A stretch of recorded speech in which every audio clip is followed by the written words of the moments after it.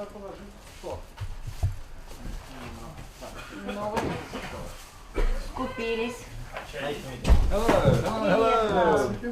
Данила, познакомь, пожалуйста, всех. Лешка, а ты? А у меня зубы болят, да. После операции поболели. Что такое антибиотик? Igor, another Igor, okay, right? Oh, I see. I'm not going to remember any of this, you realize that, right? Okay, I'm Dmitry, and we already met at Yeah, that doesn't help at all. Okay. Okay, great. Hi. Ivan. Ivan? Yeah, I know Danilo rather well, yes. Dmitry too. So you can, Another Dimitri, so I can get it all wrong. two Igors and two Everyone is Dmitris. basically called Igor or Dimitri. Okay, yeah. It's possible to, to make wishes. You know this tradition in Russia? Small and childish, but anyways, it's possible. I heard about if you're sitting between two people Right, called Yuri. absolutely. We can do it twice. 2 Igors and 2 Dmitris. But I thought it had to be Yuri. I was told about this yesterday, but they said it had to be Yuri. They didn't say that it could be any name. Any name. All right. Great. Food. Okay, I bought some food, but So everyone introduced himself, right? Ты уже познакомился? Okay. Aubrey, it's your chair. Нормально че? Нет, не нормально. Там. Там, ну, нормально сесть можно, но... Сам вид? Окей. Холодильник у него. А, нет, давайте стоп. Just one point. Do you think we should do the container with beer? Or we could hide it? you're going to film this. Oh. All right. Do you need a paper bag? Вы будете снимать интервью какое-то? Brown bag. Просто пока. You know what? Okay, they're not filming, they just, they see Russian transhumanists, they film everything which happens here for Alright, years. alright. It's Digital digital immortality. immortality. Of course. So let's structure somehow the discussion. The discussion about you. Everybody's shy. I hope it's going to be a bit better than what happened with the journalist. The first thing someone said was, "Do you sleep with lots of women?" I mean, Jesus Christ. Do you? Well, of course I do. Everyone knows that. But the point is, it's not the kind of thing you expect to be. Okay. What magazine was that? Playboy, International Playboy, Well, комсомолка. И московский комсомолец. А где эти девочки? Не было. Не, это так. Обри, нет. Aubrey не подписывал раньше? We have some Russian beer. I have been warned against Russian beer. I've been told that it's crap. Is that not true? You can taste and decide for yourself. Okay. Okay.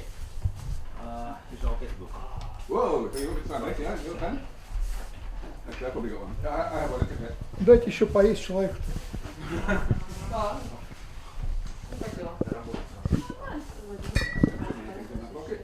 Это нам дать? No, right. Да, то я не понимаю, да, я тоже скажу. I think it should be okay. Was there like, no, yes, okay, good. Whoa. You know what? I'm not going to write that much. There's 7 items. 7 bullet points. Спрашивайте во всем. Народ, рекомендую спрашивать во всем с пристрастием. Он отвечает на все вопросы. Какие придут в голову, какие дают, окей? Okay. Also, feel free to ask questions to the audience if you Человек искренне, откровенно, можно or change. Okay, what are the news?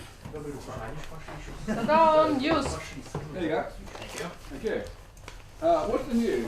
Let's see. Masha and Misha split up. Oh no, that's your news.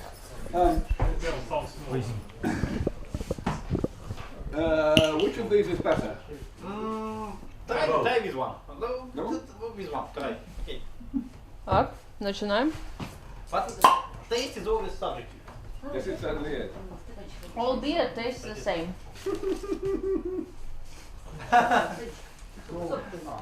Yeah, this is nice. This is okay. Не алкоголь, правда? Alright, where are the sandwiches that I bought? They were, I like them. On the table. The ones that we bought at the restaurant?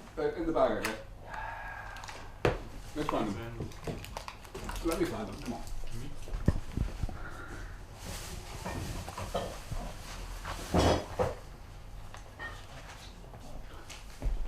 Alright, what's the news? Well, let's see. Last week we had our first publication in Science magazine. So obviously, it's the world's #1 science publication, science journal. So we're very happy about that. That was from our group that we found at Yale University. It was the stuff that we do on high blood pressure, on trying to break down. The authors. Right? The authors. Yeah, the authors were from Yale. So the professor was David Spiegel. His group are working on, they are organic chemists. So they are mainly interested in synthesizing new organic molecules. And we asked them to synthesize glucosamine, which is the major constituent of cross-linking in aging that causes hypertension and wrinkles and presbyopia and so on. Wrinkles. Yeah, it was discovered 20 years ago, and nobody's been able to figure out how to make it, which means that you can't work with it. There's hardly any of it around. You would have to isolate it from tissue, and that's extremely laborious. So there are no antibodies for it. There's all the obvious things have been impossible. But now people can make grams of it. They can make as much as they like, really cheaply, because of this breakthrough. And so that's great, that's fantastic for the research, but it's even more fantastic for our credibility because it's a publication in Science magazine. Yep. What if you eat a lot of it? You make grams and you eat it, what happens? You shouldn't. You probably shouldn't, but probably not much. I mean, it certainly won't be incorporated into proteins, for example. It won't accelerate the stiffening of the artery. It might cause an immune response, anything might happen. It's too costly. No. So that's probably our biggest recent news. Apart from that, well, we ran another conference a couple of months ago. It was successful. It wasn't as successful as we wanted it to be. We were hoping that we could build them up better. So you probably remember that all of you know that we have run this conference series in the UK since 2003. Various of you have been to some of them. And they've been fantastic, but they have been small, and they have been very academic, almost entirely academics from universities speaking. We wanted to try to build out into industry, especially in America. So last year we ran a conference in California for the first time, in the Bay Area for the first time. And it was pretty successful. We had about 300 people and very high profile speakers and so on, reasonable amount of media attention. So this year we decided to run it again. Originally our plan was to alternate. We would have a Cambridge one this year and then an American one next year and so on. But we decided, no, we've got to maintain momentum, and have another California one, I'm sorry. So that's what we did. But actually it was quite disappointing. I mean, the quality of the conference was just as good as last year. It was fantastic. But the attendance was only slightly more. Even though we threw a lot of money at it, we tried really hard to promote it, didn't really work. So we're very upset about that, and we don't know what to do. I was rejected with the poster presentation. Maybe that's why attendance was low, that people get rejected. People can see a poster. Well, What's the point? I was only able to go with the poster because of grant conditions, so we cancelled that in general. Yeah, I heard about that. One other difference between the Cambridge meetings and the California meetings is the Cambridge meetings, I basically run everything. Yeah. I basically just decide everything. But the California meetings, I have let other people make the decisions. So, yeah.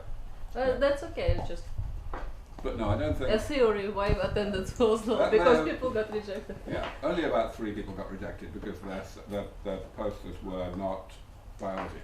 Yeah.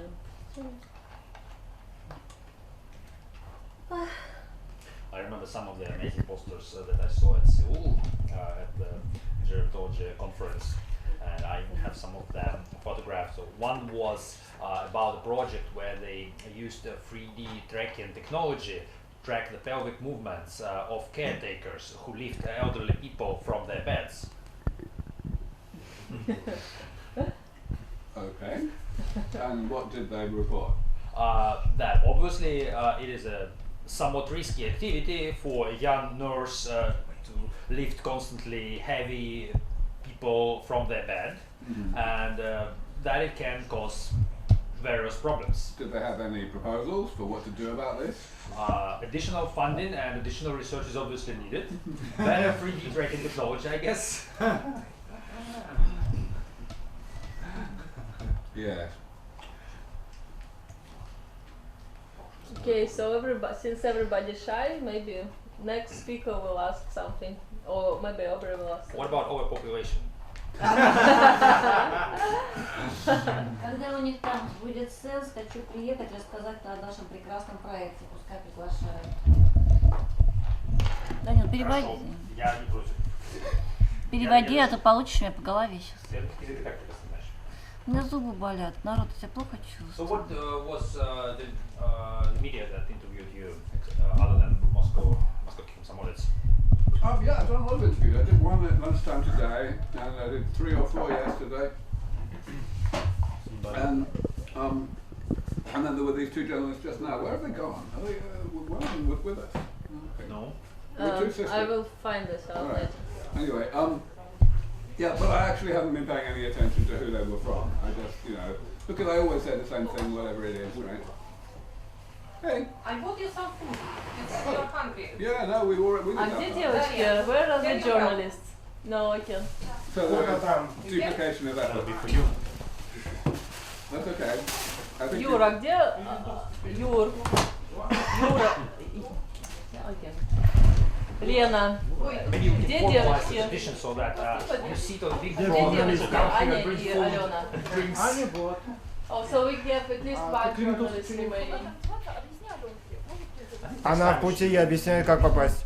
Okay, another one is dealing with the car. You know, it's worse to drive the car in Moscow than to be a poor person and go by subway. I'm sure. It's really a problem to have a car. It's actually the same in London. I have a question. I don't know if you're familiar with that already. What was the mechanism that allowed this young lady who started who participated in gene therapy? Liz Parrish? Yeah, Liz You Parrish. think she's young, do you? You think she's young, do you? Well, to be polite, she's 40 something. But what I'm interested in is what's the legal side of that? Do you know? I don't actually know much about it. I know that she did it offshore. I don't know exactly where, but not in the USA. So of course they've been making sure that she's not going to be sent to jail for doing something, or there's no doctor going to be sent to jail for doing this.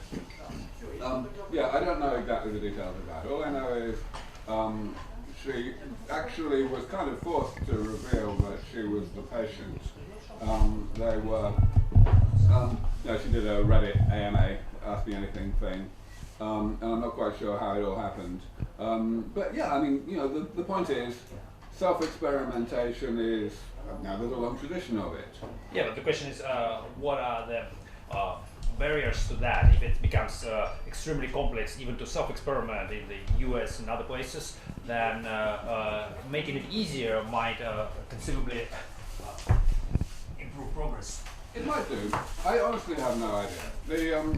The whole point of self-experimentation, of course, is that you are, if you are doing it yourself, then you're not asking anyone for any money, so you can't be, you're not breaking any laws about selling things that are not approved, and there may be laws that involve applying it to other people than yourself, and that's why these things might have to be done abroad. If there's some doctor that needs to inject you or to develop the viruses or whatever. But no, I haven't been following the detail. This company seems to be planning clinical trials in Mexico. I don't know if this particular thing was done in Mexico or not. But do you think it could be, potentially dangerous for other people? I don't know if they use viruses. Well, of course, gene therapy in general is potentially dangerous. No, for like an infection. Like, could you infect anybody? Let's infect all the world with anti-aging. No, that's not going to happen. Like Inferno. Eh? Like in Inferno. Yeah, that's not going to happen. It's gene therapy is tricky, and the main problem at the moment, of course, is that the existing methods are unsafe in the sense that they have been shown to have a risk of creating cancer just because of doing the wrong thing, of disrupting the wrong part of the genome. But it's a relatively low risk, and it may not be such a high risk in adults anyway. And the main problem is, of course, with this is that with any self-experimentation on aging, if you're doing something that's supposed to slow aging down like this, then chances are that if there are any good effects, you're not going to know it for a very long time, whereas if there are bad effects, you might know it quite soon. So from a public relations perspective, it's quite a high risk friendship. Well, but if it's about rejuvenation, not slowing aging down, then it's a different story. Yes, for people who have something to rejuvenate. The problem is that, as you say, Liz Parrish is, for practical purposes, a young woman. And she's doing all right. So if she ends up putting on a bit of muscle because of follistatin, that's not going to really make a difference to speak of. If she ends up, her immune system's probably doing fairly okay already, things like that. But do you know why she mixed the two therapies? Well, I mean, I don't know. Well, kinda. I mean, there are obviously different scientific justifications for the two different things, and there's every reason to believe that the application of multiple therapies that fix different types of damage is going to do more than the sum of its parts. That's exactly the same philosophy that underlies sense. So it kind of makes sense to do that. She might have chosen to do But more. only one was gene therapy, right? No, but both? Does anything come to your mind that can conceivably have a big effect, maybe something from the sense strategy that could be that is untested and unproven, but could be tried on humans and potentially show some significant gains? Well, sure. I mean, I guess the example that I would point to first is for atherosclerosis, because of course that's, first of all, it's the #1 killer in the Western world, and second of all, we've got this method for protecting cells in culture by giving them this additional gene from bacteria. Now, what's not yet been done is to put that gene into hematopoietic stem cells. That's where it really needs to be, so that you can do a bone marrow transplant, and then some proportion of the macrophages of the individual will then be able to break down oxidized cholesterol instead of being poisoned by it. I think that's pretty close to being ready for prime time. Certainly I'd love to see it tested in mice first, but once you can do it, I think this additional gene, of course you do it ex vivo, you'd mobilize stem cells and take them from the bloodstream, and you would make the genetic modification in the lab, and then you would do an autologous bone marrow transplant back to the same person. But is it still the same unsafe procedure?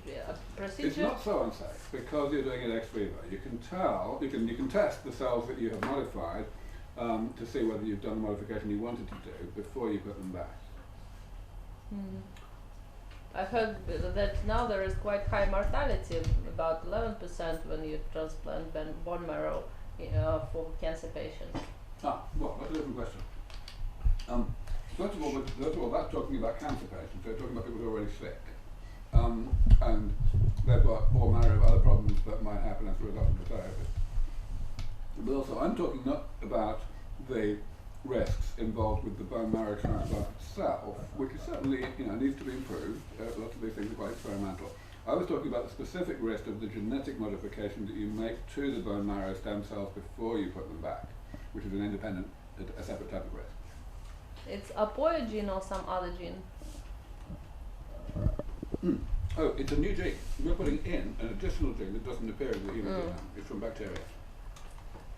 Wow.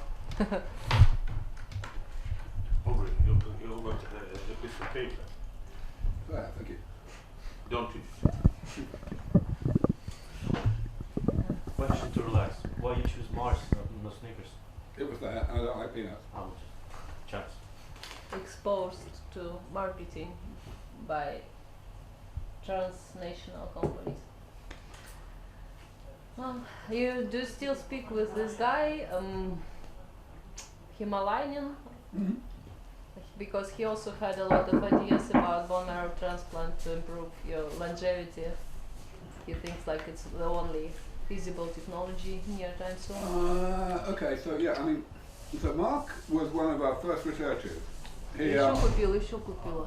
he worked on, he was the first of our students working on the mitochondrial project. Back in like 8 years ago, 7 years ago, maybe 9.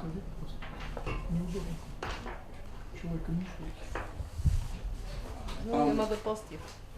Okay. So, Mark. Yeah, and since then he's done lots of other stuff. In particular, I think what you're talking about is he worked at immune paths with John Slendon and Kelsey Moody and so on. Пожалуйста. Игорь, а может пересадить туда его, на твое место, и дать ему поесть? Вот из этих пакетов. Принесут все много. Welcome. Просто Обри ничего не делал. Даже не дадут поесть.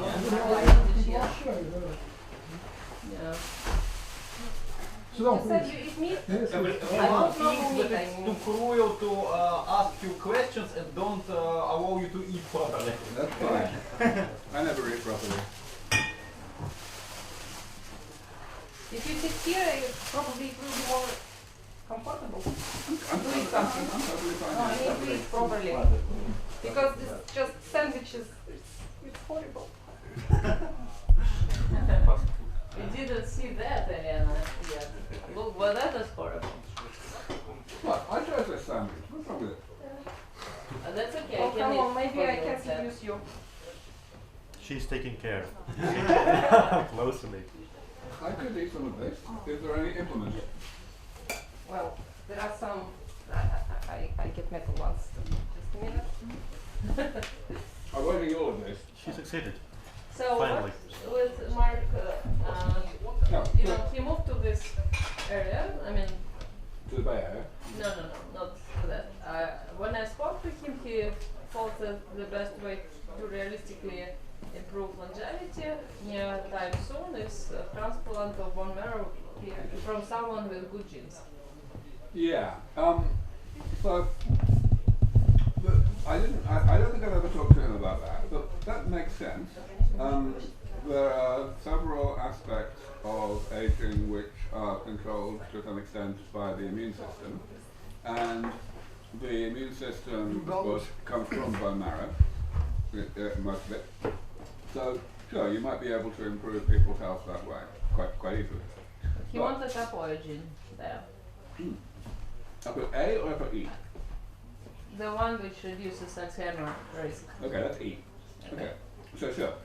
Now, there's a problem with that idea, which is we don't know which cells are actually the problem for having the wrong ApoE genotype. And in particular, we don't know whether they are blood cells. Secondly, even if they are blood cells, we don't know whether the difference between the different types of ApoE actually happens early in life or throughout life. If it mainly happens early in life and you fix it late in life, you're not going to have a benefit, right? So there's lots we don't know. But still, I'd love to see that tried. And of course, you wouldn't necessarily have to do it with a bone marrow transplant. From somebody else. Yeah, you could do it with CRISPR now. You could do it From you, with your own cells. Right. He might be thinking in this direction. Yep. Do you talk a lot to him? Well, I mean, this is a simple idea. It's not. I mean, lots of people have been thinking about this. What about results? Let's say transport VM blood from VM patient to the older. Yeah, parabiosis and plasma exchange and so on. Yeah, this is a really exciting area. We've been funding a bit of work in that area, and we pay close attention to it. Девушки, Возьмите туристические коврики сверху, народ, и можно сесть на пол. Аня, Тогда внизу. привет. Привет. Да, там А вы почему не находитесь? Ну, могу я. Алексей, на твой вопрос отвечают? Да, я услышал. А продолжение? Ну, конечно, So, you are finding some work, you think that it can really work? Well, yeah, kind of. I mean, Еще один кресло есть. I'm just going to wait until people start listening again. No, Alexei thought that you finished your answer, but you definitely not. You just started. That's right. There's far too much food here now. Okay, somebody else is eating, right? Not just me. I can understand. Я понял. Момент. All right, what was it? Садись ко мне, да. Yeah, so I forget who asked the question. Ребята. So it's a very exciting approach. Mainly, it's exciting to discover. So it's a way to determine which parts of the body can be rejuvenated this way and which parts cannot. And also, Which signal molecules active to the same organs, yes? exactly. So it may not even be possible. It may be the white blood cells, for example. So the plasma exchange may not work so well if you take away the cells. Yes, we can. Equally, it may be the plasma would work, but not because of the proteins in the body, more because of the small molecules, like antioxidants or whatever. Or even more than that, it could be the pH that matters most in parabiosis. But there's lots that we don't know yet. There are some combination of the small molecules which can act the organism, all the organisms to transform to the younger child, youngest, yes. And we can find some combinations of the molecules and find which and search the concrete number of the molecules, concrete combination. Yes, yeah. In theory. In practice, it's really hard. Most of the discoveries that have been made so far, in fact I think really all of them, about which particular molecules have some promise in this, have been more by luck. People who say, well, maybe this molecule will work. And it's not really been as a result of systematic use of the information coming from parabiosis and plasma exchange. But that will happen. It's really just a matter of doing the experiment on a larger scale. Also, we are trying right now to help in the creation of an experiment to do these things on monkeys. So far, there's been lots of exciting work for 10 years now in rats and mice, and that's very high profile. Lots and everyone, the people are all in the news all the time. That's great, but it's all not well funded, so they haven't been able to go beyond that to large animals. And large animals may behave completely differently. So we. Can we find the action of the some molecules in not far, not a big interval of time, and can we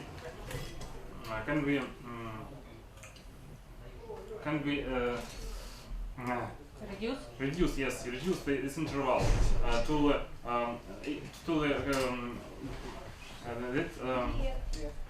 in this case we can produce some combination and more experiment. Maybe. We don't really know yet. I mean, of course, there are two ways in which we could do that. One way is just to test a lot of things at the same time, and combinations, and that just means more money. It's just just parallelizing the experiment. Yes, parallel experiment. But also, there are some ways in which you just can't do this because the effect takes a long time to see. If you are doing parabiosis, for example, and the effect on one particular type of cell is to slow down the accumulation of some kind of damage, but not really to repair the damage, then you need to put it in place for a long time before you will be able to detect the difference in a statistically significant way. Hi. So Valeria is asking what you think of the human aging diagrams It's very Russian. I have no idea what that is at the top. You saw the earliest version in Brussels. Do you remember it? Oh yeah, but I've seen many versions of these diagrams. I don't think I've seen this version. Okay. What's about your project of liaisons? Of which? Lysosomes. Lysosomes. Ah, well. Okay, so I was talking a little bit about one of those projects a moment ago about atherosclerosis. We were able to show a couple of years ago that we could rescue, we could protect cells by giving them a gene from bacteria. And we want, this is what I was mentioning to Dasha, that we want to move this forward into mice and eventually humans. Now, the really good news is that one of our big donors, Jason Hope, who's an IT entrepreneur from Arizona, he got excited about this about a year ago, and he decided to take it private. So he created a company. He gave us 10% of the company. He hired our people, basically. How much? Well, we're not really talking about how much money, but yeah, he gave us 10% of the equity. And yeah, so I mean, he's putting more money in, more people, and we are hopeful that it will accelerate the work. We need to keep in touch with him and make sure that it really does, but yeah, that's how it's going. That's not the only lysosome project that we're doing, that we've been doing. We also had one for macular degeneration, for blindness.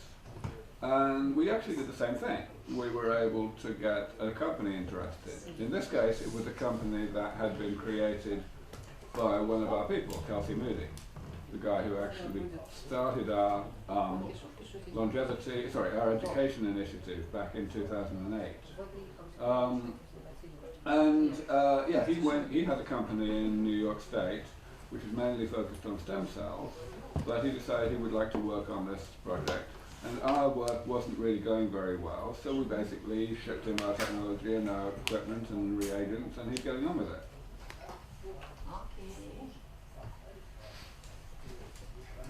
Okay. Yeah, go ahead. Yes. Well, I have one question. Please, can you tell something about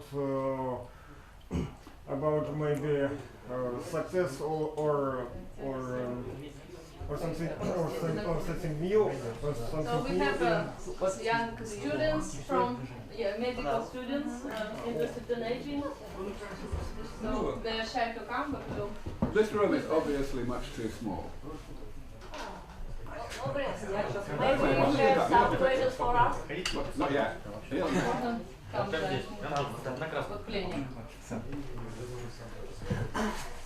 All right, you were saying. Try that again. Several seconds. Sergey does proteomics study, right?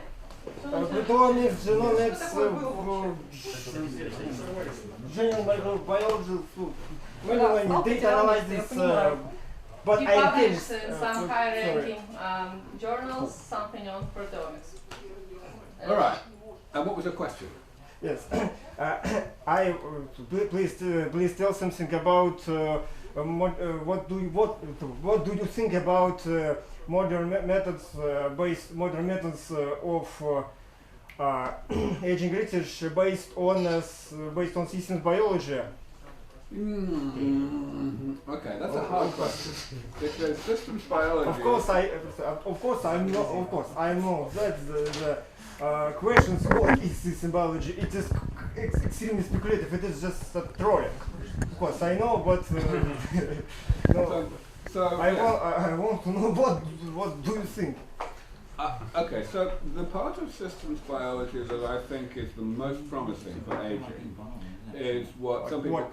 The part that I think is most promising is what some people call network biology. So essentially, I can't speak over other people.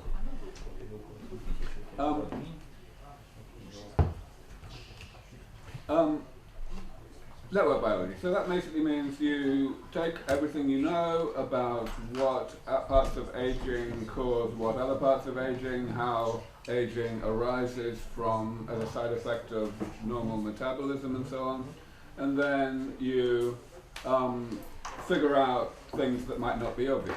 For example, which aspects of aging seem to be least addressed by potential research approaches to repair damage. We haven't got very far with that yet, but I think it's possible that we could identify weak links in the sense strategy in that kind of way. As you say, there are many other different aspects of systems biology, of analysing big data, and I don't really know where it's going. A lot of people try, for example, to identify repurposing of drugs that have been approved for one condition and that might be promising for another condition, and they do it by looking at transcriptomics and proteomics data, and some of it might be useful, but I really don't know. What countries? What countries you cooperate most? Most of our work is in the US, but we have plenty of supporters all over the world. I mean, as I was mentioning yesterday, we have lots of supporters in Russia, but we don't actually support any work here. We don't have any significant we don't have any significant donations from Russia yet, but we're working on that. I mean, we have had. So there's this one guy, Timur Artemiev, who was one of the founders of Euroset. He, of course, now lives in the UK, but he gave us quite a bit of money a few years ago that was the main source of funding for one of our projects working on telomerase. So, yeah, that's the main thing we've had from Russia. Japan? No, we haven't had really any progress from Japan. The only interest that we've had really is one guy who's originally English who happens to work in Japan, and even that hasn't actually led to a project yet, but it may soon. It's actually quite strange why Japanese are not active, because they have a lot of age people, they are advancing in regenerative medicine, they have very easy stem cell legislation. Yeah, I mean, you would think that the stem cell legislation especially would change things. After Yamanaka made his breakthrough, of course, things have changed very fast in Japan. And maybe that's going to turn into some kind of support soon, but I don't see it yet. I don't see any time to do it. I don't get, invited to conferences in Japan or anything like that.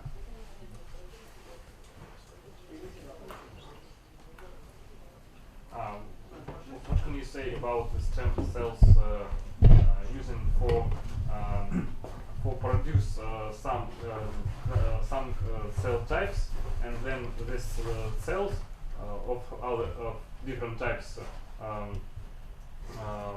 include to the organism, and this may Substitute the meat. Yes, substitute the oldest cells, and then the functionality of the organ is more Is restored. Yes. Well, I mean, that's what stem cell therapy is all about, so I'm not really understanding your question.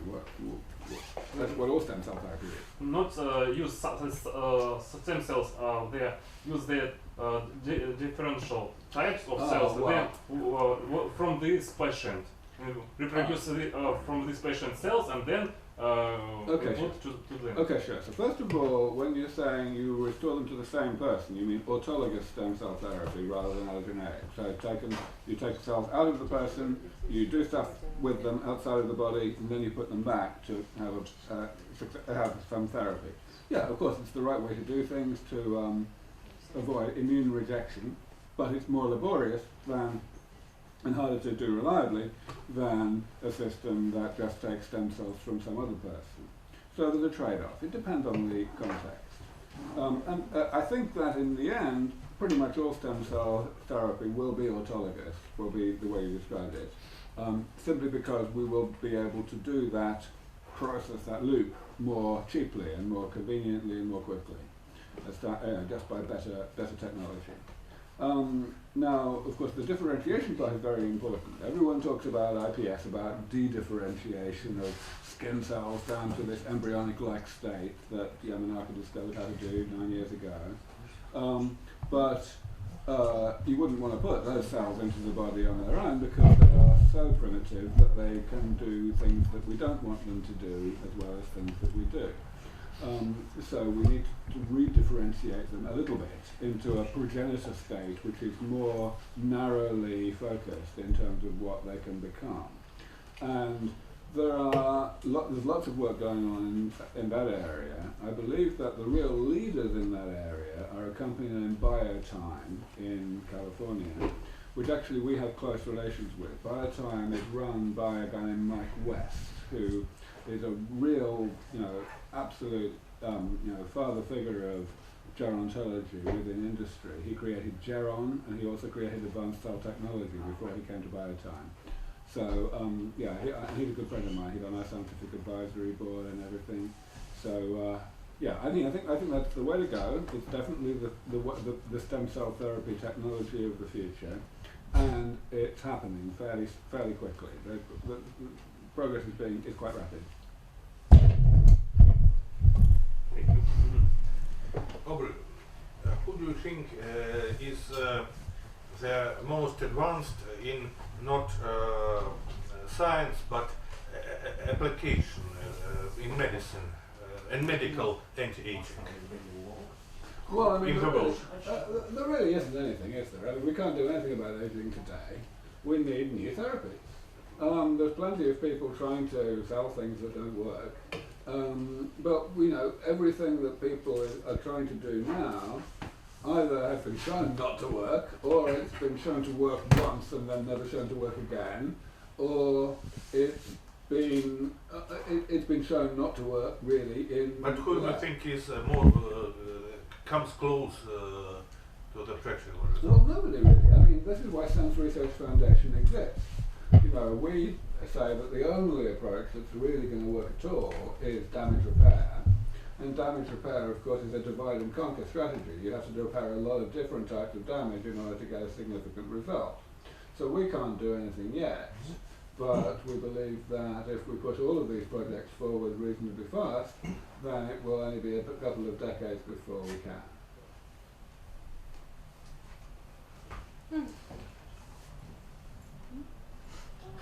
What do you think about these parish experiments? So someone asked that already, actually. Yeah, this is really the talk of the town right now. Well, of course, it's extremely experimental. Nobody had any idea what's going to happen. And, self-experimentation, doing things on yourself, has been a tradition within science for a long time. It's, there's nothing to condemn about it. It's okay if you want to do it. Of course, there is a difficulty with any kind of experiment of this sort, which is that Liz is 44 years old. She's in good condition already. It's going to be hard to tell whether anytime soon, whether these therapies do her any good. So in a way, the risk-benefit ratio is not very nice. If something goes wrong, it may go wrong dramatically and it may go wrong very soon. Yeah. Whereas if something goes right, it's probably going to be really subtle and really hard to see for a long time. I also have a question about the experiments, because for them to work, this vector should infect every cell in your body. Not every cell. Most cells. I mean, Most cells. Well, that's not even most cells. It's hard to know. I mean, for example, in the immune system. The immune system is definitely a part of the body that goes downhill with age, and there's reasonable evidence that telomere shortening is a big part of why it goes downhill with age. Okay, so we might hope that if you can use telomerase gene therapy to increase telomere length in the blood, then you will improve the immune system.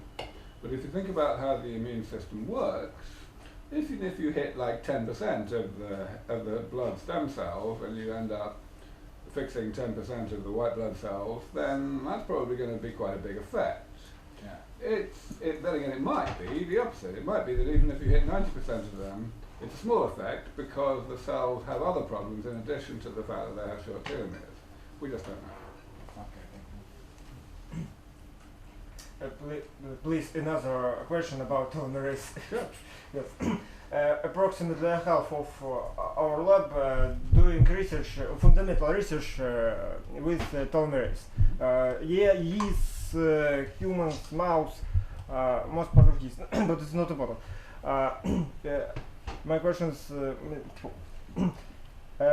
many people, including mass culture, overestimated the role of telomerase, including aging, and forgot about other non-related to telomere function. Please, can you tell for these people something about this?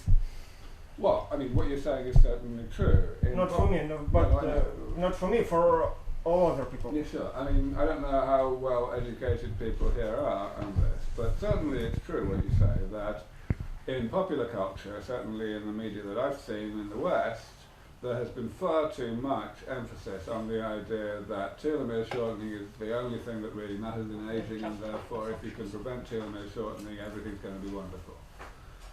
It's very clear that that's not true. It's very clear that telomere shortening happens in aging in a number of tissues, and it's reasonably likely that that telomere shortening is bad for you in the case of the immune system, possibly in one or two other places.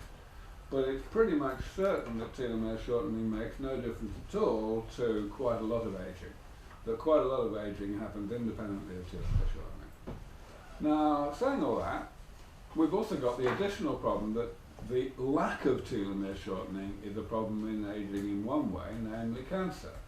In cancer, you end up with cells that mutate to turn on telomerase more at a higher level than normal, much higher, and that is what allows them to be immortal and to grow big enough to kill us. So, you know, so it's a big, complicated trade-off. Yeah, but there are cells, natural killers, so their telomere should not be shortening, I guess, no? I mean, ideally. Say that again. Okay, I start with that. They say, for example, that one reason why exercises are extending lifespan or reducing mortality is because, for example, they reduce cancer incidence exercises because they produce natural killers. Somehow they're produced after exercise. Нет, естественные киллеры. Natural killers, they are sort of anti-cancer immune cells. Okay, so this is a little bit story. So natural killer cells are a particular type of white blood cell. Yeah. And they're part of the immune system, certainly. The immune system in general is very important in our anti-cancer defenses. So to the extent that exercise improves the functioning of our immune system, it does count as a mild anti-cancer therapy. But really only a mild one. And that's really independent of any telomere elongation aspect. It doesn't make, you know, it doesn't change the extent to which telomere shortening might happen. Why don't we just multiply these natural killers and inject it? Because a lot of tumours, because we've already got lots of natural killer cells, and indeed lots of T cells and lots of B cells and the other types of cells that the immune system consists of, and they don't work. Tumours are very good at evading the immune system.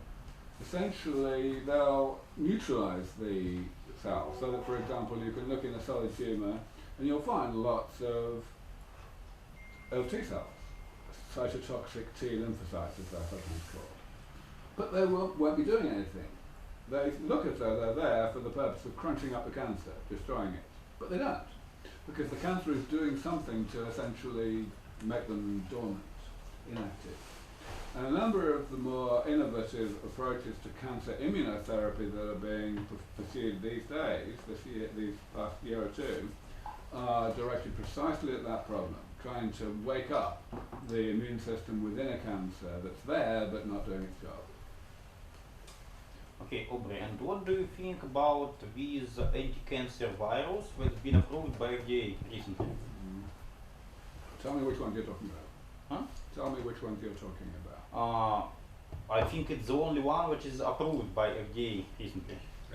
From melanoma. Ah, okay.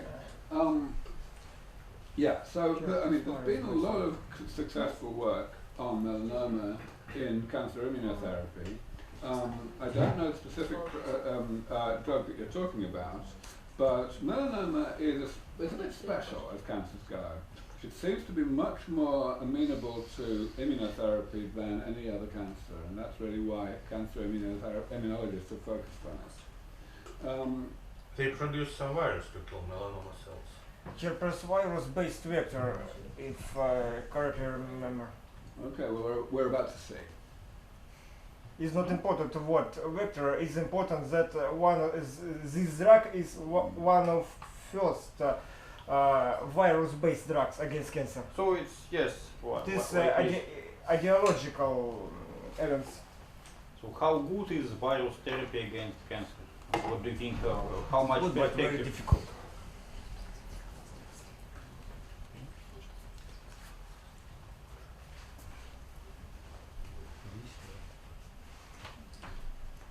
Okay, well, I would need to read the details of this in order to understand how it's actually supposed to be working, what the virus is supposed to do. Here we go. I hope it's okay.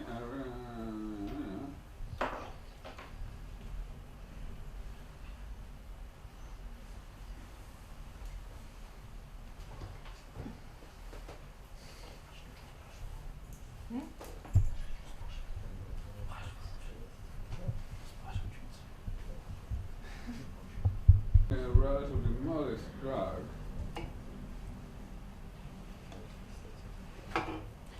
My question was, how do you think is this a good idea to fight cancer with viruses in general or not?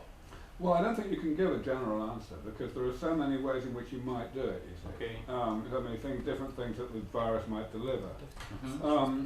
The basic problem that most such approaches have is that they attempt to selectively hit the cancer. To actually enter the cancer and only do their thing there.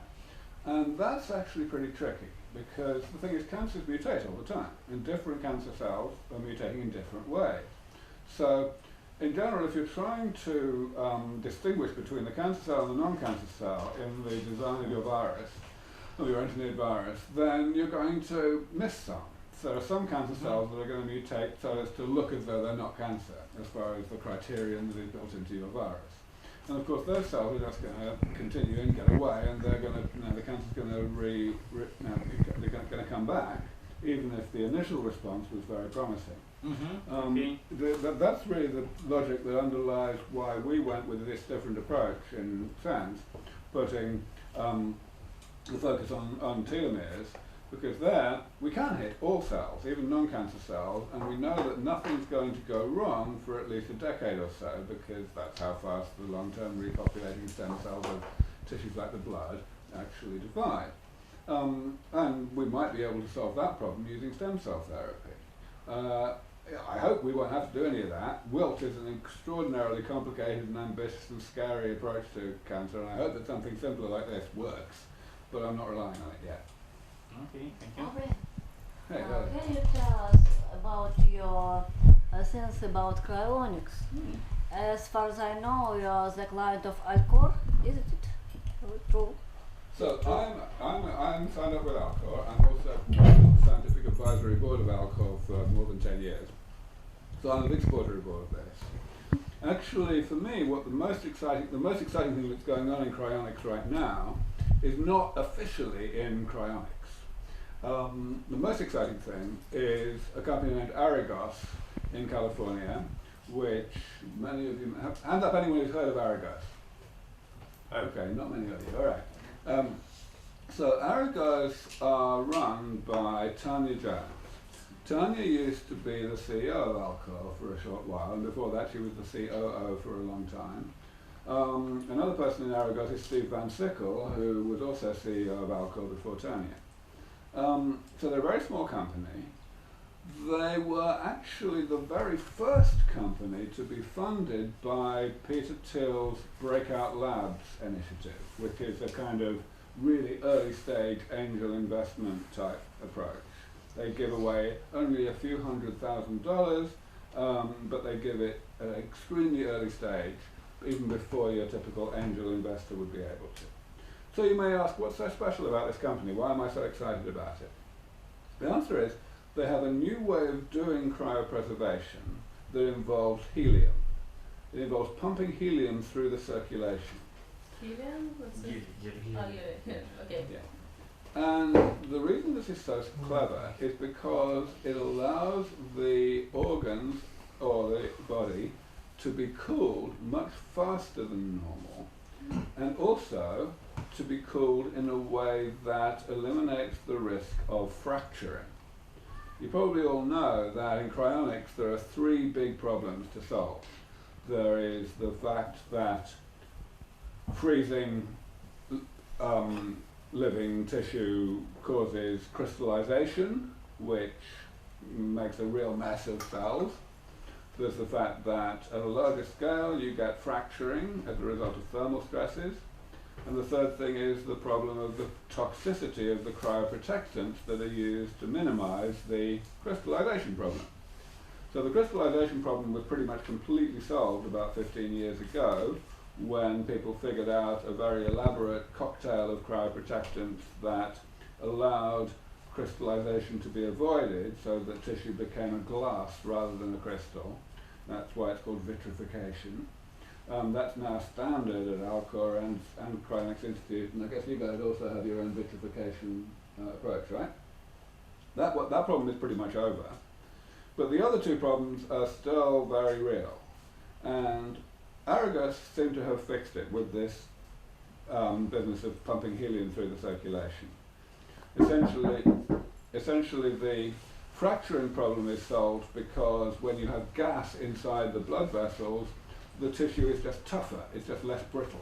You're not going to have such a tendency for fractures to propagate. And the cryoprotectant toxicity problem is greatly reduced because you can cool faster. If you cool faster, then there's less time for the cryoprotectant to have a toxic effect, plus also you need less cryoprotectant in the first place. You can avoid crystallization with a lower concentration if you're cooling faster. And the reason you can cool faster is this weird physics phenomenon that I totally don't understand, which is that gases become less viscous as they get colder.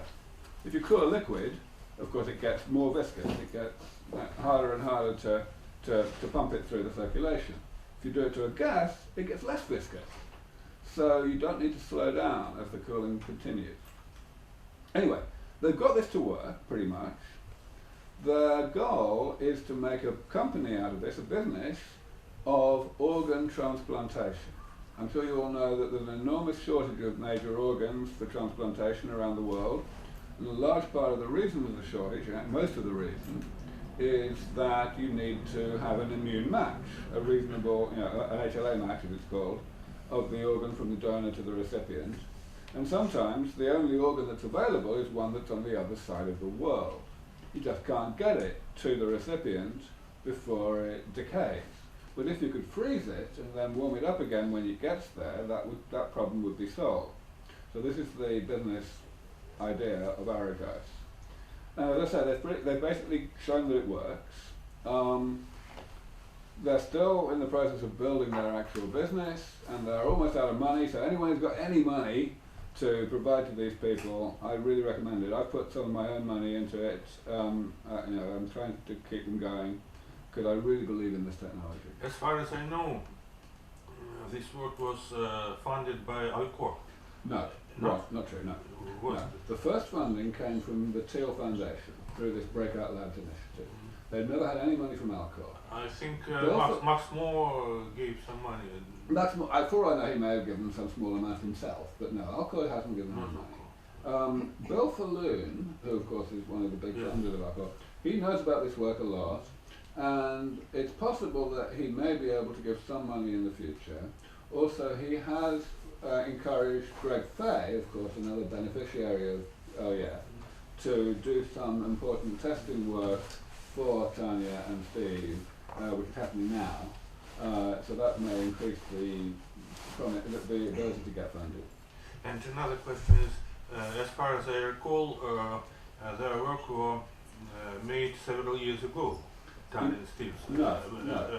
At least 2 years ago. No, actually, the major breakthroughs were just less than 1 year ago.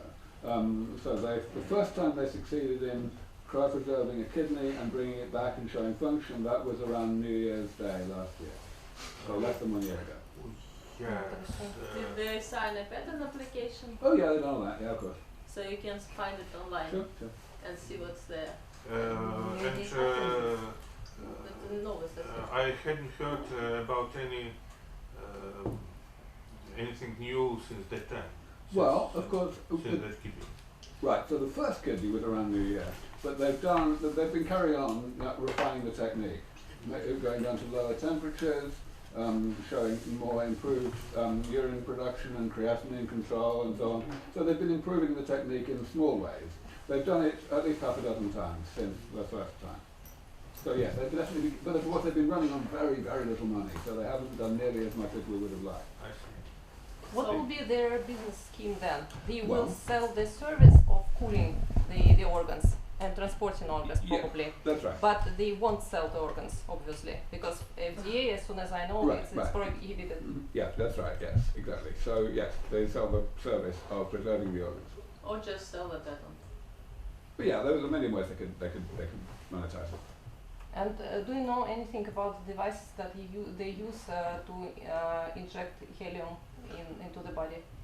Well, I mean, no, I mean, I've seen the devices, but I don't know the details of how they work. I'm not a physicist or an engineer, really, a mechanical engineer. But yeah, they, they cannulate just as you would if you were pumping something liquid into the body, but then they pump gas in instead.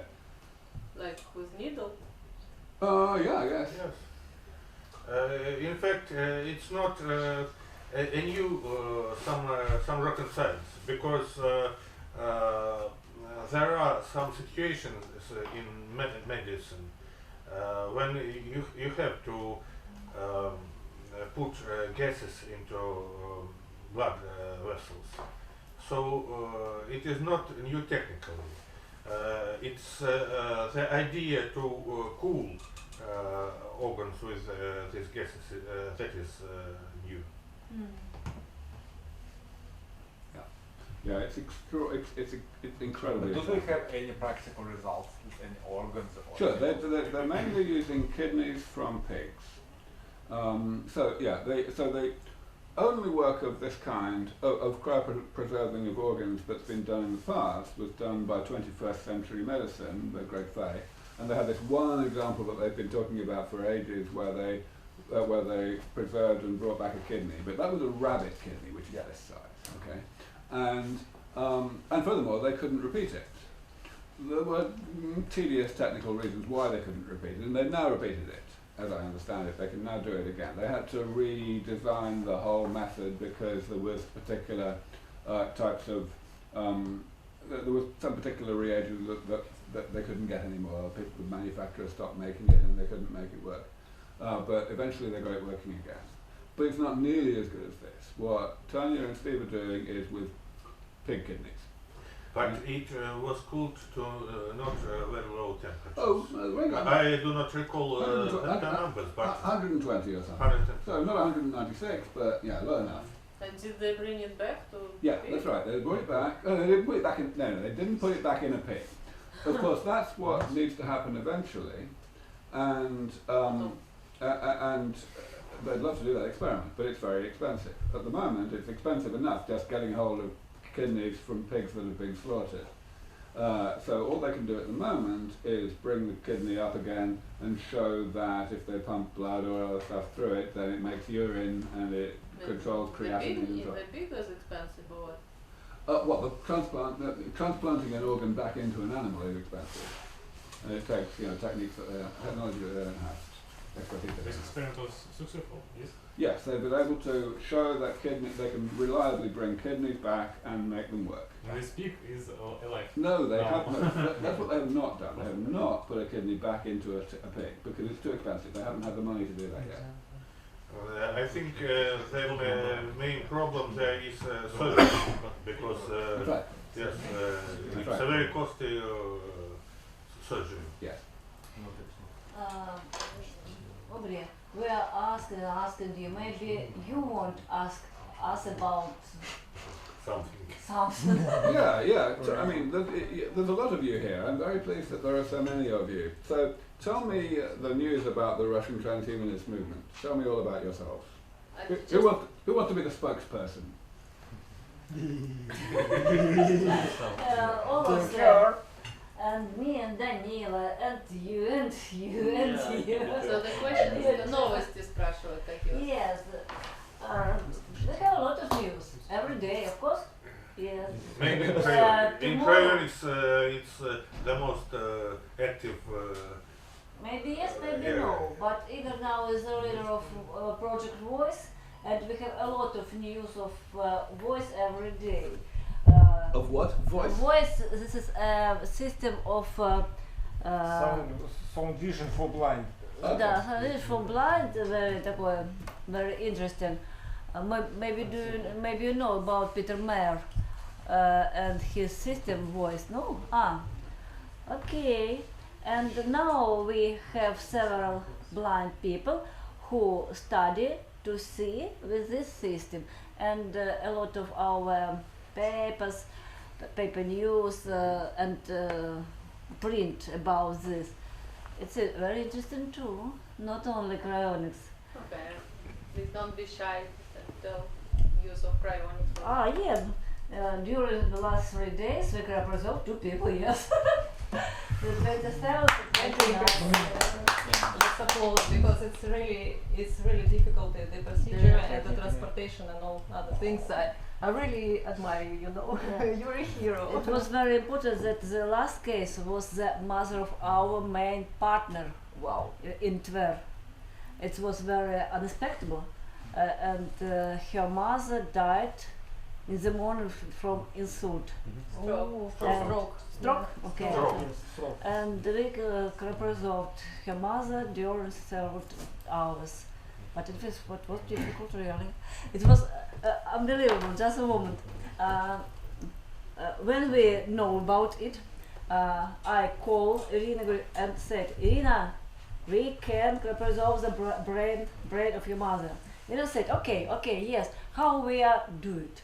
We go to the car with all equipment and go to Tver, but not car, on the train. We have from Moscow to Tver very speed train, 1 hour and 30 minutes, with all equipment. It was the most quickly method to get there. transport to Tver. And we have no at that moment any important person who can help us, but I called very big person in funeral area and asked him, help us please. And he, it was evening at that moment, he called to the... Is this the guy you were telling me about, the guy from Novosibirsk? No, his friend from Moscow. Okay. And called another person from the, как это называется, департамент, который управляет Department of Funeral Service Department, the chief of funeral service, and chief called the main people in the morgue and through the night, all people from morgue go to morgue and helped us. It was very good. All right, well, great. Now you have the system how to work for the future in any region. We are trying to do some research, but now we have not a lot of money for this. But we very hope to do it in 1 or 3 years when we build our building, and we will do it. Yeah. Where is it at Tver? Где это в Твери? This is the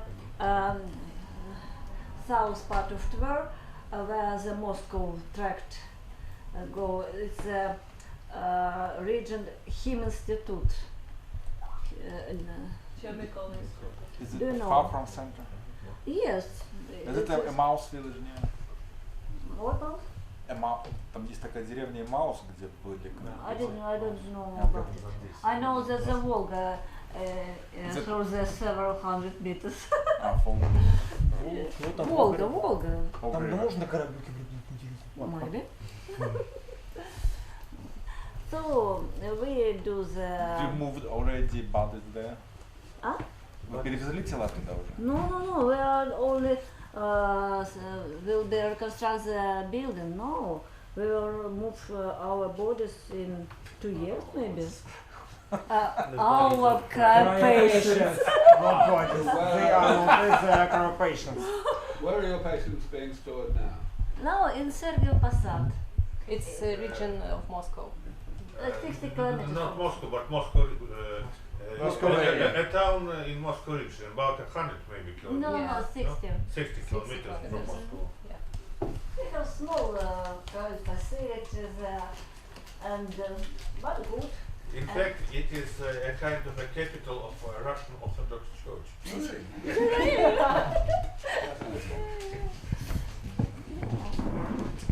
possible. I'd like to ask you one more question. Sure. As far as I understood, you prefer to talk about scientific questions, not like maybe one or two general questions. But anyway, diseases, as far as I know, diseases and death are things which push people into religion. And what is on the other side? The church tries to explain us that we care about your health, about your soul, about everything. So, what is the attitude of the church to your technologies? In general, the attitude has been quite positive. I mean, not actively positive, but certainly not actively negative. I think that's because it's really easy to explain why this work is compatible with Scripture. In fact, it's more than compatible, it's mandated by Scripture. It would be a sin not to work on this, because, aging causes a lot of suffering, and the Bible tells us very clearly that our duty is to minimize suffering. If you just spell this out, people get it. And don't you think that these technologies and healthy life could run us into atheistic world? Not really, no. I mean, evolution didn't. For me, yes. So, do you believe God? No, I'm agnostic. I don't care. As far as I'm concerned, the work, like I say, the work I'm doing is God's work. It would be a sin not to work on this. So, whether I believe in God or not doesn't matter. It wouldn't change how I run my life. And what about plastic surgery? Do you think it's possible to call these technologies a part of anti-aging technologies or not? Yeah, kind of. Or it's like makeup? Yeah, kind of. I mean, anything that makes people look good has an effect on their self-image, and that reduces their stress, and that may have an effect on their health more generally. It's all linked. And what can you say about American Anti-Aging Academy? Not a lot. I mean, they sell things that don't work. Just nothing works. Well, yeah, that's right. Nothing works, and so if you sell something, then it's going to be something that doesn't work. I mean, but again, as I say, I'm not completely against what they do, because these things don't work directly, but they may have a mild benefit because they make people look better or make people feel better for a short while. But not live longer. What? But not live longer. Well, at least not measurably longer. Maybe any celebrities are interested in your technology. I don't know, Madonna maybe. We would like more celebrities to be interested in our technology, but they'll be more interested when the technologies are actually developed. So it's a chicken and egg thing, we need the money now. But they don't give. We don't have any money from major celebrities now. Maybe in the future. I invited Danila to tell you about our news Sounds at good. the moment. Yes. Danila.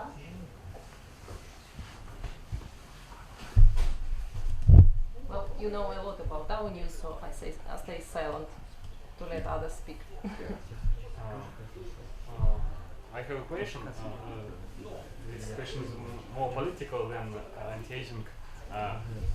Do you know what most rich people of the world have already anti-aging technique, or this is not realistic. I'm quite sure that nobody has any anti-aging technique that works. How about However, Berlusconi? What? No, even Berlusconi. All right, anyway, you have been called in here for some reason. Yes.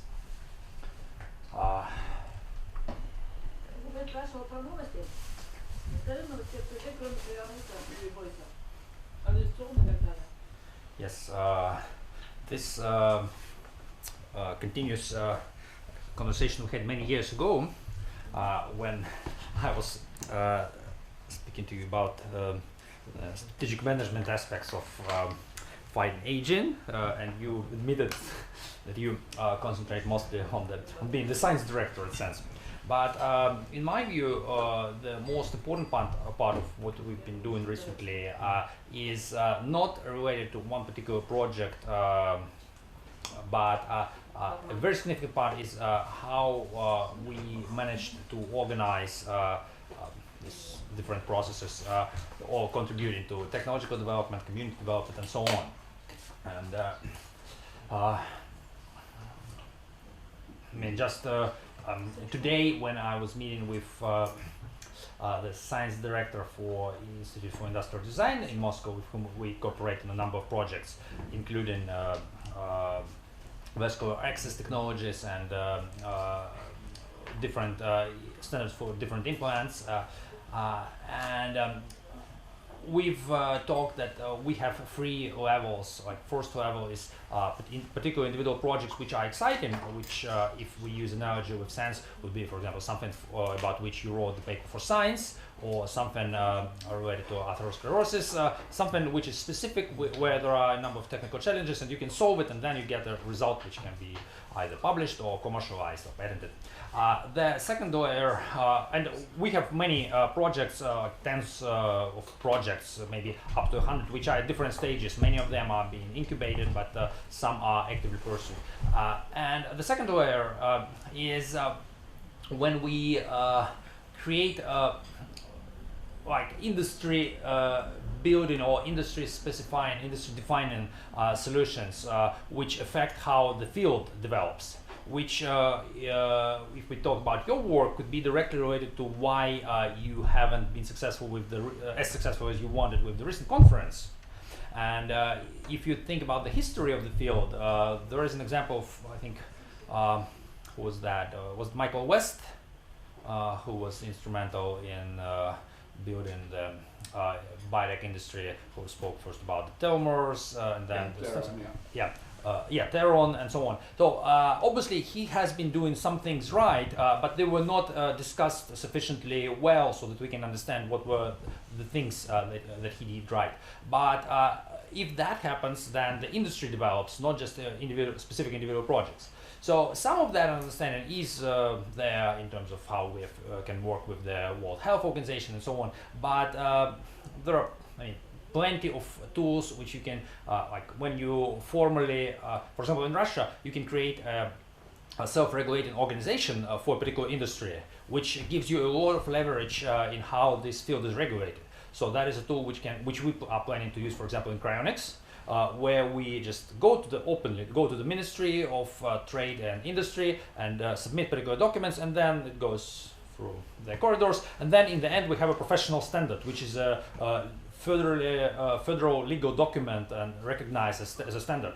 And it's not creating something like that. It's not competitive because nobody is trying to compete with you in building this. So there are some examples of what we're doing, like this initiative that we are developing now to have some open standards defining the technical and health aspects of implantable devices. It can be simple chips, can be electronics and so on, because as we get more and more initiatives in this field, then the questions arise how you connect energy, information exchange and so on, how deep the implant should go, gender differences and so on. So when we work on something like that, it can be even more important than working on a particular implant, because you affect thousands of projects. So we've been doing some work on this second level. And The third level is when you are essentially a meta level, when you think how the whole technical ecosystem can be organized. What can you do better than the startup field or than the accelerators and incubators that are in the valley? And there are some things which I've been trying to connect a number of organizations and people working in the field of trees, the theory of solving creative problems, people in the industrial design area, and some others, so that we can have what many people have dreamt about, an alternative to the existing science and technology system in terms of setting the priorities and funding channels and organizing that, because we can definitely use some of the existing systems, but in many areas we had zero success. Like, for example, getting startup funding for immortality projects, almost zero success. So that's the third level, and in this year, in 2015, I've had a number of conversations about that, and there are a number of partners who potentially can really help create something which can very simply and incorrectly be described as a transhumanist Skolkovo, but it's really different, not just in the name, but in the shape and in the nature and in the goals. So that's the third level. And I personally believe that 2015 is a very important year in our history, because all the small changes have finally got to the point when we have sufficient contacts, we have sufficient access to the resources that just need to be exploited and opened up, that we can have a lot of progress on a number of parallel directions. And if we plan ahead with initiatives of the second and third level, then as soon as we start doing that, the scale of what we're doing would be much larger. And then essentially we can work with the universities, helping define them. Okay, so that's a lot of planning, but no actual money yet. It's not really about the money, because many initiatives like this, they don't depend on an existing source of funding. They depend on decision makers and opinion leaders actually agreeing that there's even a question of funding. That's the same with aging. Okay, fair enough. All right, so what's your next step? The next step, like there are different next steps at 3 different levels. If we're talking about the first level, then there are a number of projects, 2 key projects. Yeah. The second, we're going to try to work, have basically a number of these test initiatives where we can use existing structures like Russian venture company, Free, ASI, and others to just give us platform, help us with organizational issues, so that we can have like a meeting where we define the first draft of the standard for particular things. Implants, or it can be something related to aging, like the initiatives that have been discussed for a long time, that we need a standard in geroprotectors, how we test that. I don't know how pressing issue that is today, but if something like that is still needed, it could be seen as an example of the second level initiative, where you define some documents and that helps define the landscape. So I want to have this test project with the implants, and also another one is with vasculature. We've worked with a number of initiatives. The most interesting is the body transplant project that is was connected to the name of Canavero, but the most important thing is right now, I think, is not just Canavero, but the patient and his friend here in Russia, who are working with Russian medical institutions to actually gather resources and get the mind share. And they've had recent success with talking to director of the Central Institute for Transplantation and Orthopedics, Mironov, who is very interested and wants this to be a big project related to his institute as well. And we want to bring together a number of people related to all things related to vasculature. Because currently, when you talk to people who use 3D printing to create new vessels, and to people who create artificial hearts, and to people who do anastomosis, for example, they are all in different parts, and they don't understand that there's one single issue, the human vasculature, and how we integrate with it. Okay. And that could be, if we can help them understand that there's this big systemic issue, that can help a lot with the life So support what about the systems. third level in terms of next steps? Probably just in the near future finalize as soon as a couple of people return from their foreign trips, like there's one guy traveling to Asia right now who could be useful here. I'll probably get a number of people together, and I have a 3-year-old presentation which I gave at some conference about alternative technological ecological ecosystem for transhumanism, and I'll gather them together and present it, get their feedback, fix some things, and see their opinion and integrate that. And then we will essentially start because for that thing we do need some resources like money and people and places, but that is insufficient. So it's sufficiently available that we can really use existing contacts and it's not difficult, because once you're talking not about like fighting aging or doing chronics, but about things like better accelerators, better incubators, there are plenty of government organizations who are willing to support that. So we can get access to that. So that's the first step. Gather them together and basically update the vision that was there. And the vision there is connected to things like you need to clearly define the goals. So it's not about the venture industry or success or the money. It's about human life extension, enhancement, and building a better world. And that is directly connected to how you organize. And also, all right. Yeah. Well, that's pretty exciting. Okay. And what is interesting is that obviously that is not needed just by transhumanists, but not much high-level planning and thinking and discussion is happening in the innovation industry or science and technology industry. So and also that is true about Western transhumanists. So far there haven't been many or almost none integration initiatives, and the talk about the need to do that hasn't been based on a particular model which can be discussed or improved. So some people said we should work together, but that's just the general principle. I think we can start building a system which has some realistic chances. May I suggest to register at least something to do this thing? Register. In terms of registering, one not an immediate next step, but one of the next steps is we probably will have some organizations related to European chronics and associations, some registered in Switzerland, in Geneva or some place like that. What's happened with Ucryo? Does it exist still? Ucryo? Yeah.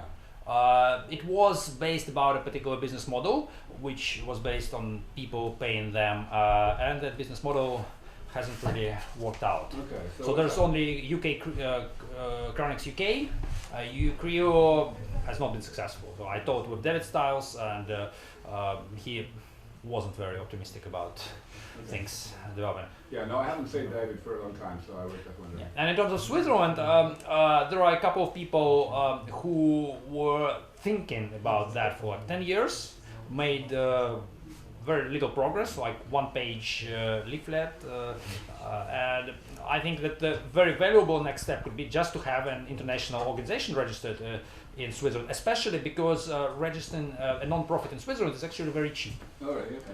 Yeah, so you don't need like $20,000 like you need for a limited liability company. You need just you can actually have any amount of money put there, so just 1,000 would be okay. And that could give, in addition to just the simple thing like you can have a business card with address Geneva, but there are many indirect ways that can be used. All right. I'm sorry for intervening, but I was actually saying about all this research R&D infrastructure thing. For that you need to register something. And also we have excellent opportunities in Donetsk, by the way. In what? In Donetsk. So that's one of the 2 cities in the rebel region of the Ukraine.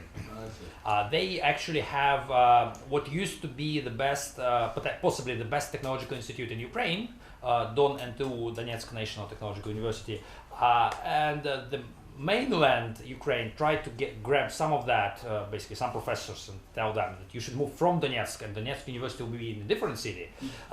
But they still have a lot of resources, and the rector there is actually a transhumanist, so he wants nanorobots, singularity, and innovations. And the good thing about them is, about the place, is that they are civilized place, unlike, for example, Abkhazia, another rebel region near Georgia, where you have just population of 70,000, a lot of probably sheep and mountains. In Donetsk, you have an industrial city with university, with specialists and travel access, communication, etc. But they don't have any significant regulatory bodies overseeing them, because Ukraine obviously doesn't have the ability to do that, and Russia still hasn't accepted the responsibility to do that. So in terms of offshore locations for particular biological research, they are actually one of the very few good opportunities. So in many ways it's better than Mexico or places in Latin America. So so Donetsk is in Crimea? No, it's southeast of Ukraine, but it's not on the peninsula. Okay. It's close to Russia. Very close to Russia. Yeah. Huh. And there are a lot of contacts there, and also it's very cheap in terms of the salary level. Like the hospital salaries in the hospital of Donetsk are on average like $15 per month. As a proportion of what would be in Moscow? In Moscow, if you are looking for qualified specialists, that would be well, similar to some cheap European countries. So not like in the valley, but. And if we want to try by asking them to do some simple stuff, like if they can do some basically describe some protocols, do some simple experiments, and if they can, then if they can actually manage themselves to some extent, be responsible, that could be a very useful resource in the near future. Who's the guy with the sunglasses? And no hair. Igor. This is Russian philosopher, Igor Bishop. He is blind and he is immortalist. And he became immortalist even before he was acquainted with us. And he is probably before Aubrey was born. Not before he was born, of course. Around then. And he is a rather well-known philosopher in Russian philosophical society. Okay, so he's a prominent academic. Okay. Yes, and he wrote a book called, I think, Scientific Immortalism or something like that. All right. The funny thing about him that he was starting his activities as a transhumanist during the time when the community was not still there. So there were just few people who were communicating by letters. I mean the physical letters, because there was such thing as internet at that time. And he was telling us once when he was in Moscow that he was actually feeling pretty much alone, and the tension and the pressure from the society was much bigger at that time, because there were few. And his wife is neuropreserved. But he's not. Oh, no, He's he's alive. alive. Right? But he doesn't want to go. His wife was cryopreserved. So that's the book, 2002. And he wrote 2 dissertations. So the candidate dissertation and doctorate dissertation, both on immortality. He had to defend not just the thesis, but the topic actually. I imagine, yeah.